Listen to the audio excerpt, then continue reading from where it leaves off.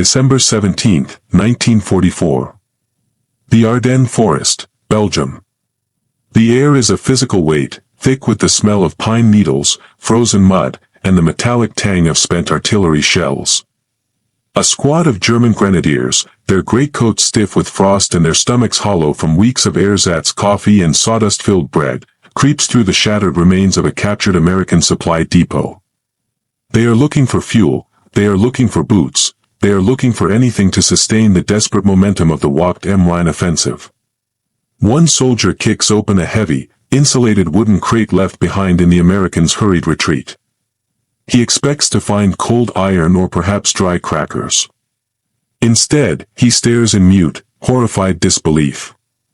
Inside, packed in dry ice, sits a container of fresh vanilla ice cream. In this moment, the war ends for him. He realizes that while his comrades are scavenging horse carcasses for meat and siphoning fuel from wrecked trucks, his enemy has so much excess industrial capacity that they are shipping frozen luxury across an ocean, through a war zone, and into a frozen forest. It is a psychological blow more devastating than a divisional bombardment.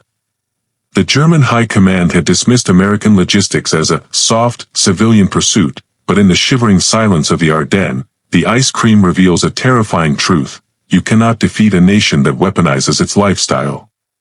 The strategic landscape of 1940 and 1941 was dominated by a singular, terrifying word: blitzkrieg. To the German High Command, warfare was an art form of speed, audacity, and concentrated violence. The Oberkommando der Wehrmacht, OKW, believed that wars were won by the brilliance of the maneuver and the iron will of the soldier. Logistics, in their view, was a secondary concern, a tedious administrative task that followed the glory of the panzers. This philosophy was born of necessity. Germany was a Central European power with limited natural resources, trapped in a continent of borders. They could not afford a long war of attrition, so they built a military designed to win quickly, shattering the enemy's nerves before supply lines even became an issue. When the United States entered the conflict in December 1941, German generals like Wilhelm Keitel and Hermann Göring viewed the American military with a mixture of contempt and curiosity. They saw a nation that had been mired in the Great Depression, a country with a tiny standing army and a population they deemed soft by the comforts of consumerism and jazz-age luxuries. To the Prussian-trained elite, the Americans were cowboys and salesmen, men who understood profit and assembly lines but lacked the martial spirit required for the existential struggle of the European theater.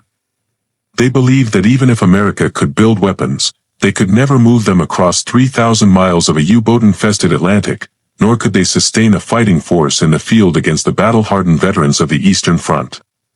However, this was a catastrophic miscalculation of what modern war had become. While Germany focused on the tactical superiority of the Tiger tank or the Messerschmitt fighter, the United States was approaching the war as the world's greatest engineering project. The arsenal of democracy was not just a political slogan, it was a total mobilization of the American industrial heartland.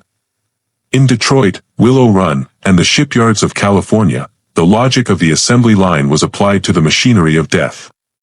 The goal was not just to produce better weapons, but to produce more of everything, and to create a system that could deliver a warm meal, a fresh uniform, and even a luxury item to a soldier on the other side of the planet.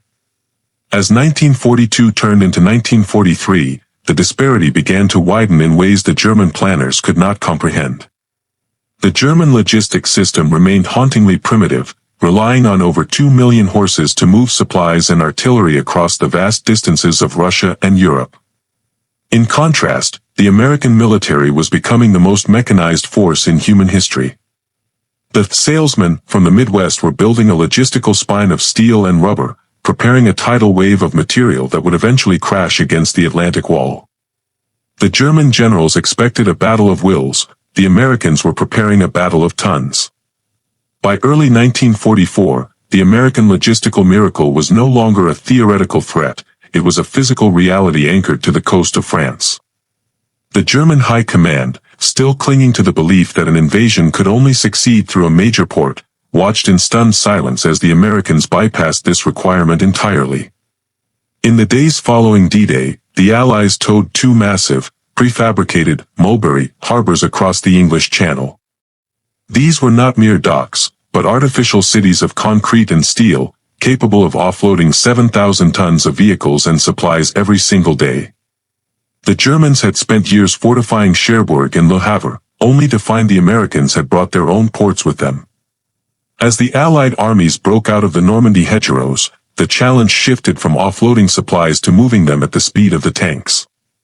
This gave birth to the Red Ball Express. Recognizing that the French rail network had been pulverized by Allied bombing, the U.S. Army created a massive, one-way trucking loop. At its peak, nearly 6,000 trucks, driven largely by African American soldiers who worked 24-hour shifts, roared across the French countryside. They delivered everything from high-octane aviation fuel to blood plasma and mail from home. To a German officer, whose supply lines were constantly harassed by the Maquis and decimated by the lack of motorized transport, the sight of an endless, rolling river of GMC deuce and a half trucks was a harbinger of the end. The American philosophy of logistical overmatch extended into the very pockets of the individual GI. While the German Lancer was often forced to live off the land, scavenging for potatoes in occupied territory, the American soldier was backed by the Quartermaster Corps, a bureaucratic giant dedicated to the science of sustenance. The introduction of the C-ration and the K-ration meant that a soldier in a foxhole had access to a standardized, high-calorie meal that included cigarettes, chewing gum, and instant coffee.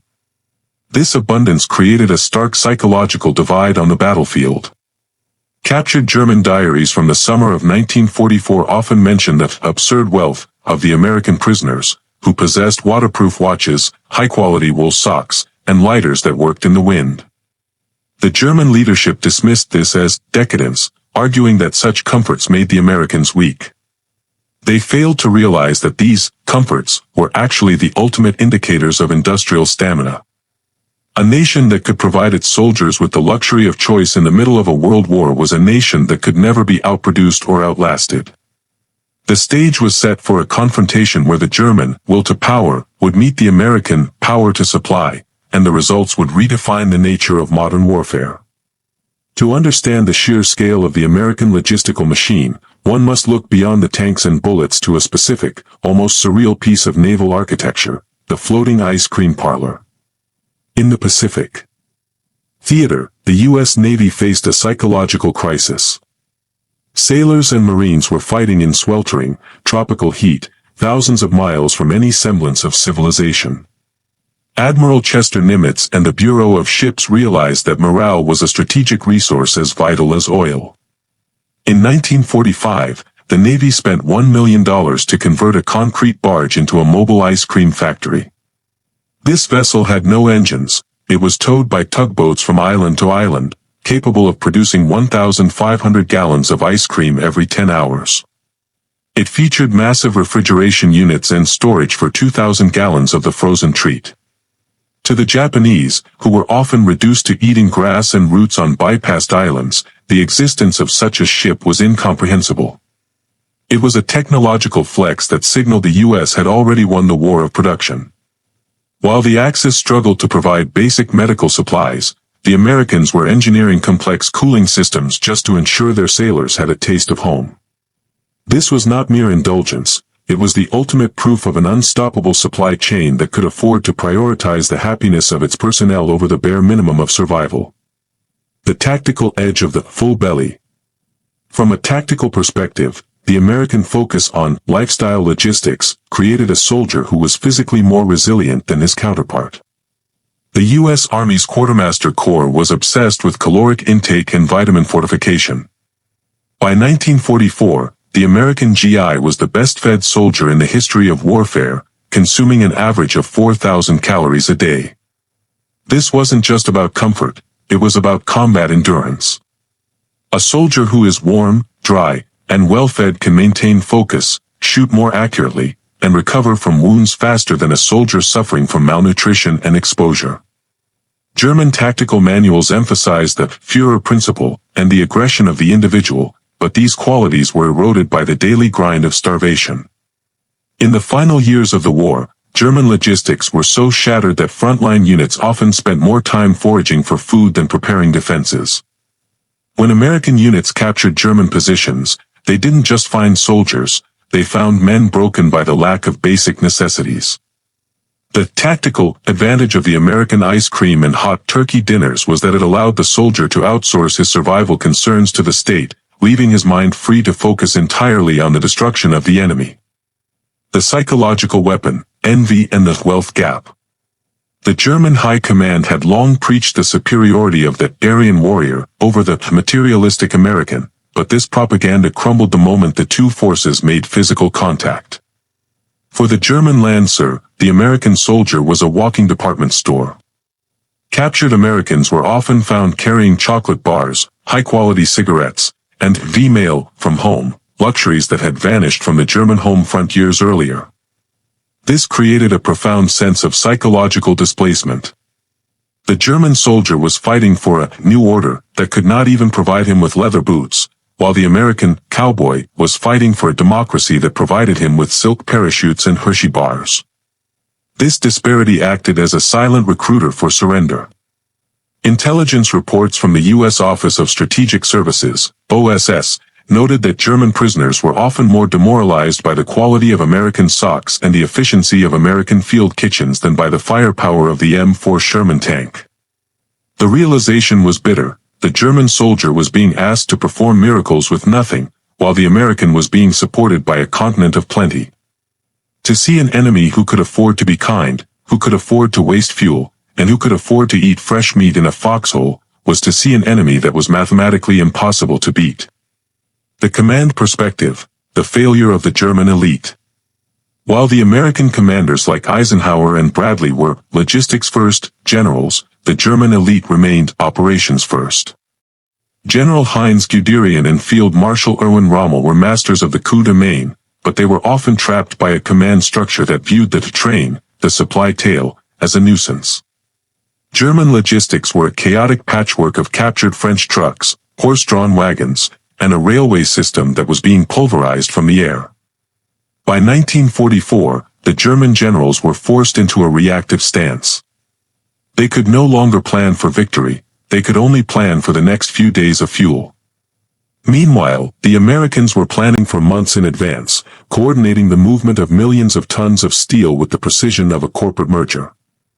The logistics of plenty allowed American commanders to be aggressive because they knew that any loss of equipment could be replaced within 48 hours. For the Germans, every lost tank was a tragedy. For the Americans, every lost tank was merely a requisition form.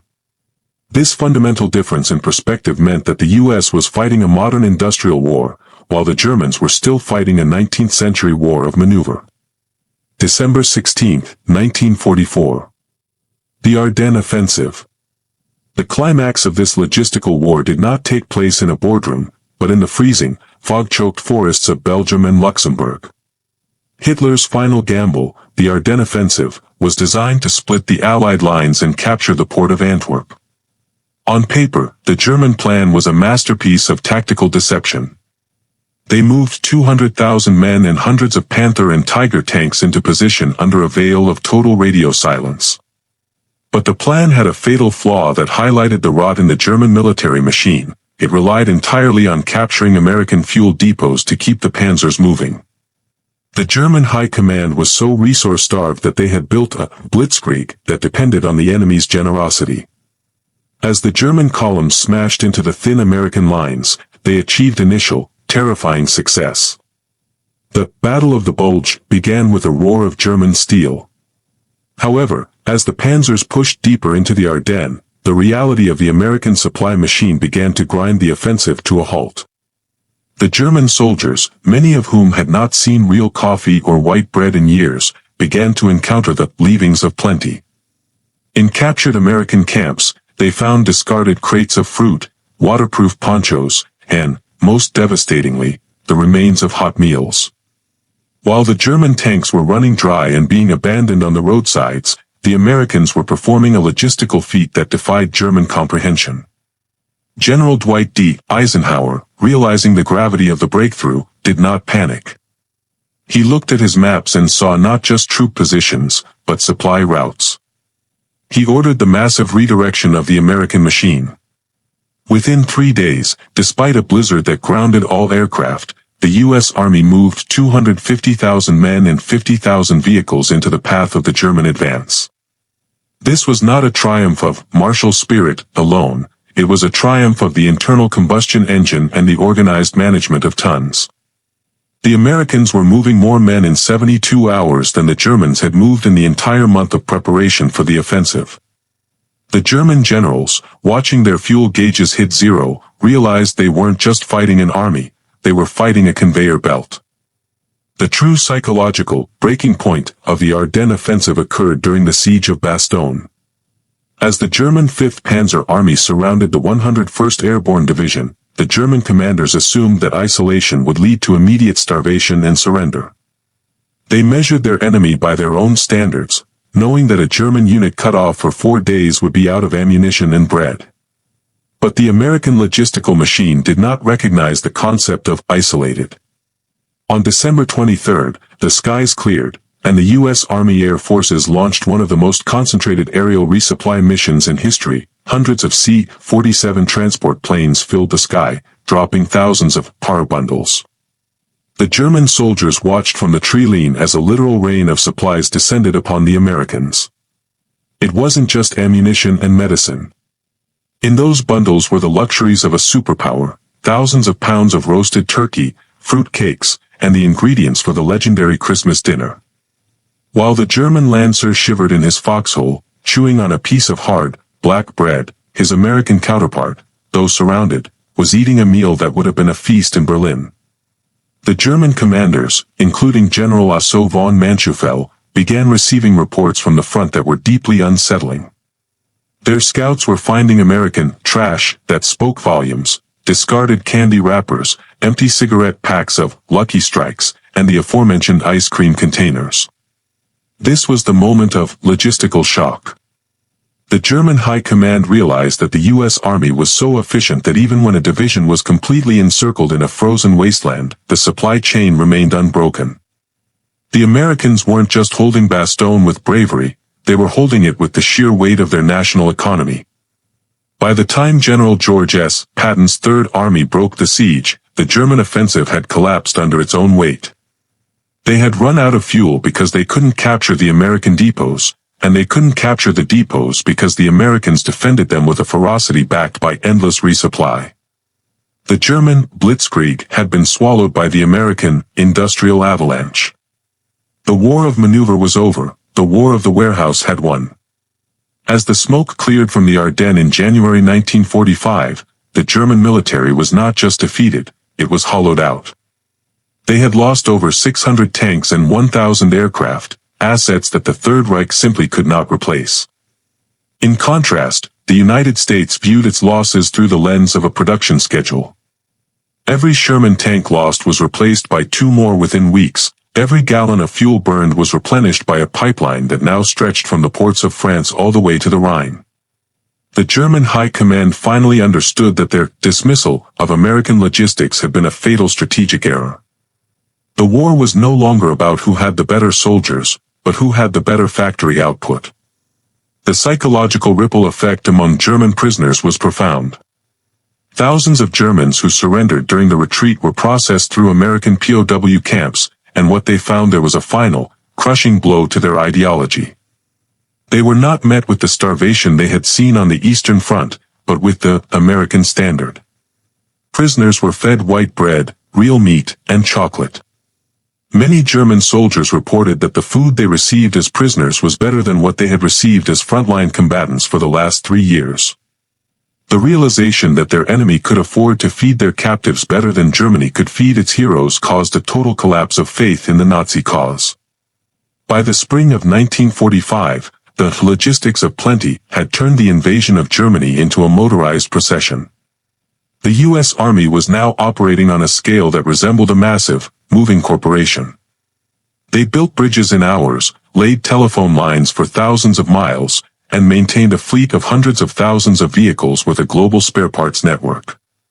The German generals, once so proud of their warrior spirit, found themselves surrendering to American officers who spent more time discussing tonnage and transport schedules than tactical maneuvers.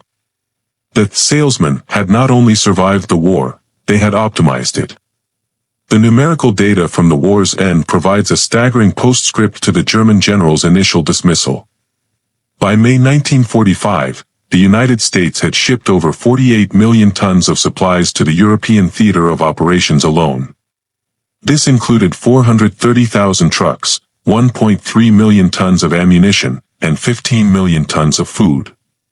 While the German rail system had been reduced to horse-drawn carts and charcoal-burning engines, the American military was consuming nearly 600 million gallons of gasoline a month. This was not just a victory of soldiers, it was a victory of the total logistics concept. The impact on the German civilian population was equally transformative. As U.S. troops moved into German towns, they brought with them the Pax Americana of consumer goods. To a population that had been living under the ersatz, substitute, economy, drinking acorn coffee and wearing clothes made of wood pulp, the sight of American GIs handing out Hershey bars and Camel cigarettes was a revelation. It humanized the enemy and simultaneously demonstrated the futility of the Nazi struggle. The lifestyle shock served as a bridge to the post-war era, making the Marshall Plan and the eventual reconstruction of Germany psychologically acceptable. The German people realized that the decadent Americans had a system that actually worked. In the final reports written by captured German officers for the U.S. Army's Historical Division, a common theme emerged: the Materialschlacht, or War of Material. General Alfred Jodl, during his trial at Nuremberg, admitted that the German High Command had fundamentally failed to grasp the significance of the American production miracle. They had viewed the war as a series of battles, while the Americans had viewed it as a problem of global distribution.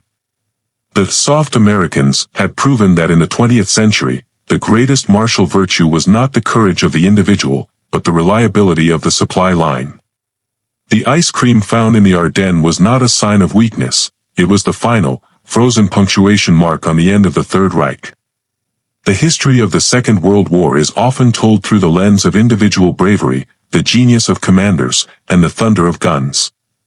We remember the names of the generals and the maps of the breakthroughs. But beneath the surface of the grand maneuvers lay a more profound struggle, a struggle of systems. The German High Command, trapped in an older way of thinking, believed that war was a test of national soul. They failed to realize that in the industrial age, war had become a test of national capacity. The fresh ice cream found in the frozen foxholes of the Ardennes remains one of the most poignant symbols of this transition. It was the ultimate flex of a superpower. It demonstrated that the United States did not just have the will to fight, it had the surplus to care for the human spirit of its soldiers. While the Axis powers viewed their men as fuel for the machine, the American machine was built to serve the man. This logistical philosophy changed the world far beyond the battlefield. It laid the groundwork for the modern globalized economy, a world of shipping containers, cold chains, and just-in-time delivery. The same systems that moved millions of tons of supplies across the Atlantic would later move the world's commerce. The German generals began the war believing that American materialism was a weakness. They ended it realizing that it was an unstoppable force. In the end, the war wasn't won by a single secret weapon or a single heroic charge, it was won by the nation that could turn the assembly line into a front line, and the luxury of home into a standard of victory.